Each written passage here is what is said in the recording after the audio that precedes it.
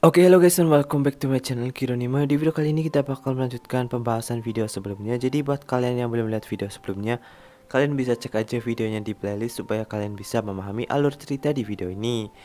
Oke, tapi sebelum kita ke videonya, buat kalian yang belum subscribe channel ini, jangan lupa subscribe dulu supaya saya semakin semangat dalam mengupload video. Dan jangan lupa kalian juga aktifkan notifikasi lonceng supaya nggak ketinggalan video terbaru dari channel ini.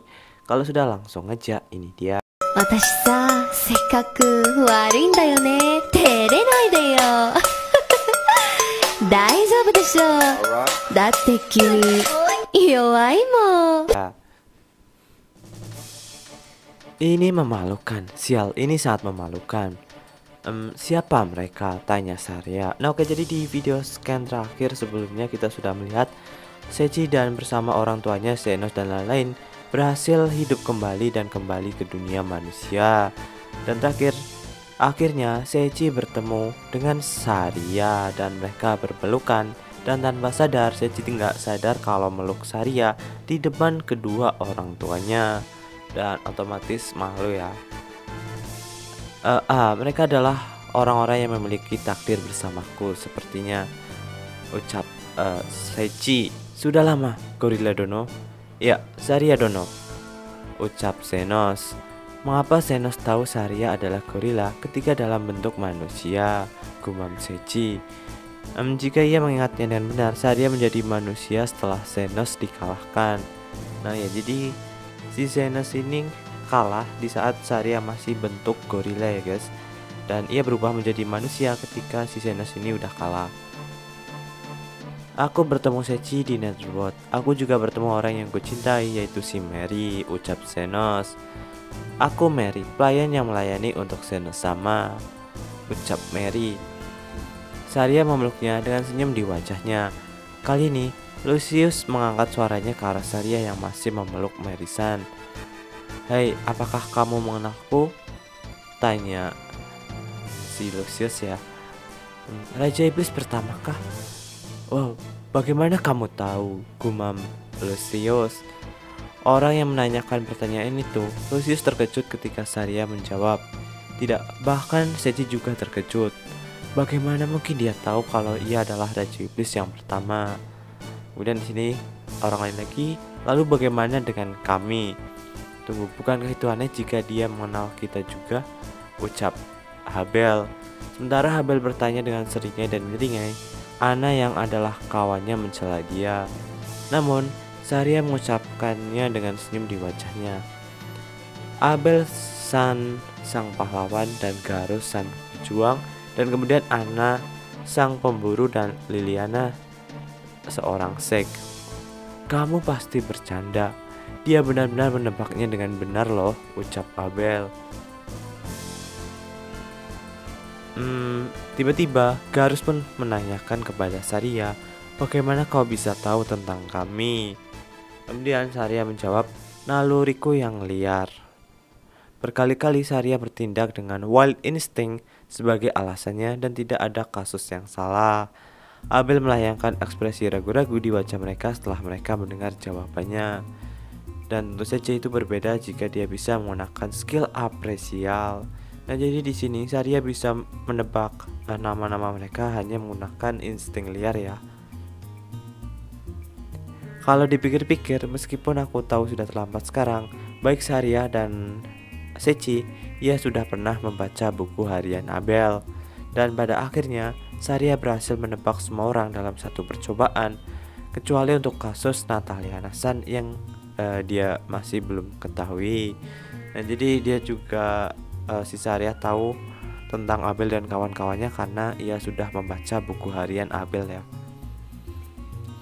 Kamu siapa? Tanya Saria. Namaku Nataliana. Apakah kau mungkin tahu sesuatu tentang aku? Ucap Nataliana. Aku tidak tahu tentang apapun tentang kamu. Dan jadi di sini si Nataliana doang ya yang Saria nggak ketahui. Tiba-tiba orang tua Seiji memanggil Saria. Sepertinya kamu telah merawat Seiji dengan baik. Aku ucapkan terima kasih. Jangan bilang kamu adalah ayah dan ibu Seiji, ucap Saria. Itu benar. Kemudian Eto, aku adalah Saria, pengantin Sechi, pengantin wanita. Dan kemudian, Makoto-san, apakah kamu mendengar itu? Ya, keras dan jelas. Untuk berpikir bahwa wanita muda yang lucu dan adil bukanlah pacar Sechi, tetapi istrinya. Hari ini kita sedang makan nasi merah. Kamu benar-benar menjadi dewasa saat kita tidak ada ya, Sechi. Hahaha, hentikan. Nah, jadi di sini si Saria mengenalkan dirinya sebagai istrinya, anjir. Dan tentu saja orang tuanya sedikit terkejut ya. Bukannya Sechi menyangkal bahwa Saria adalah pengantinnya, ia juga mencintainya. Tetapi Sechi tidak pernah berpikir akan memalukan untuk mengatakan hal ini kepada kedua orang tuanya ketika ia sedang dipeluk. Pandangan di sekelilingnya lebih menyebalkan daripada ayahnya.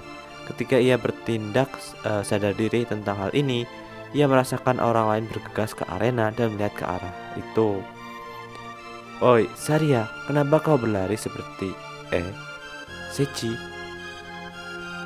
Tiba-tiba Saria beserta Rurune dan lain-lain menuju Sechi ya. Ah tuanku, Sechi Onisan. Al dan para gadis terkejut ketika melihat Sechi. Sechi, aku senang kamu baik-baik saja. Tuanku, aku percaya padamu. Aku percaya bahwa kau tanpa gagal akan membuat Netherworld tunduk kepadamu dan kembali, ucap Rurune. Melihat Sechi memeluk Al, Rurune dan Origa-chan, Saria menunjukkan ekspresi yang hangat. Namun, Makoto-san, Sechi benar-benar telah tumbuh begitu banyak tanpa kita sadari. Dia yakin telah tumbuh begitu dewasa. Ini tidak terduga. Wajah orang tua Sechi menjadi sempit ketika ia melihat para gadis memeluk Sechi. Waduh. Haramnya Sechi ini, aduh. Sekali lagi, Sechi lupa kalau orang tuanya berada di sana. Dan Sechi pun malu ya. Oke, kita pindah scan. Ibu kota kerajaan Winberg di Tervel.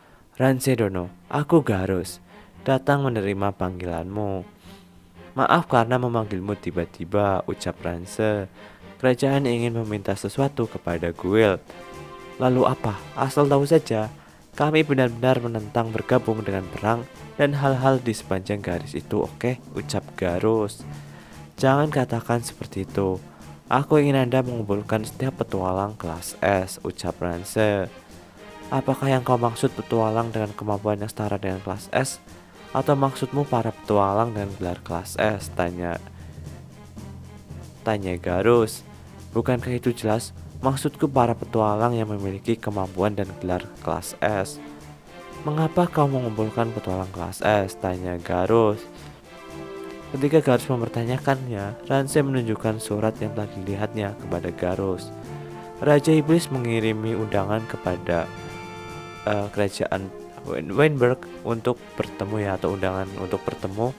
Dan jadi di sini alasan si Ranse mengumpulkan petualang kelas S dan meminta kepada Guild karena ada undangan dari Raja Iblis untuk bertemu. Waduh, jadi seperti itu untuk sementara ya video kali ini. Next adalah pertemuan, mungkin ya, undangan dengan Raja Iblis seperti apa. Oke, tonton videonya sampai habis dan tunggu aja kelanjutannya. Jadi jangan lupa subscribe. Oke, bye bye.